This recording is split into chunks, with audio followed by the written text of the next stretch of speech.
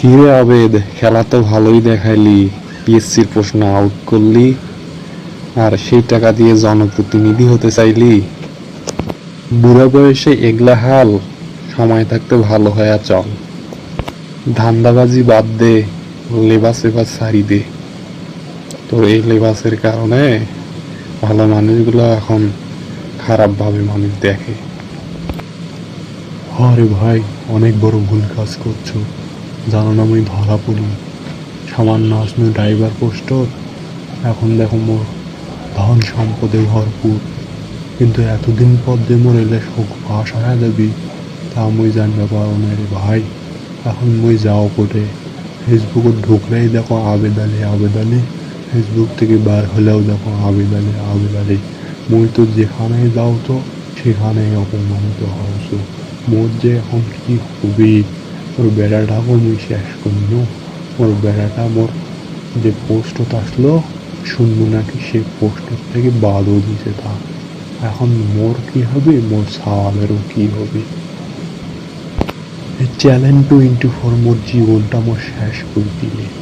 এ কত সুন্দর মুই আসনু, বউ ঝলক নিয়া মুই সমুদ্র ভ্রমণ করি আনু। সেই সমুদ্র সৈকতত মুই নামাজ পড়ল। নামাজ কালাম কি মুই কম পড়ছ? নামাজ কালাম তো মুই ভালোই পড়ছ।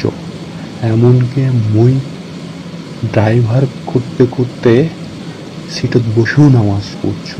মানুষক দান কম করছো, সব টাকা তুমি মাইশকে দিছ। এখন এই যে ধরা পণ্য, মোর আসল রূপ আমার বাইর হয়ে গেল। তোদের মতো আবেদ বেনজির এদের কারণে আজ দেশের এত দুর্নীতি। একটার পর একটা মুখোশ বের হতেই চলতেছে। ওদের ইচ্ছা করে মাটি ভাগ করি, সবগুলোকে ভেতরে ঢুকিয়ে মাটি ভরি, এই বাংলার মাটিটাকে একটু শান্ত করো, সেই সুজলা সুফলা শ্যামলা আবার হয়ে উঠুক। তোদের কারণে আজ আমরা শান্তির বাঁচতে পারি না। ছোলগুলো যে দিন রাত পড়ালেখা করি জীবনটা শেষ করে ফেলাতিছে। একদিকে তো কোটাই খাইছে দেশটা, আর একদিকে তোদের মতো আবেদ আলী খাইছে দেশটা। এখন ফির জনপ্রতিনিধি হয়ে সব ধন সম্পদ লুট করবে চাইতেছিস।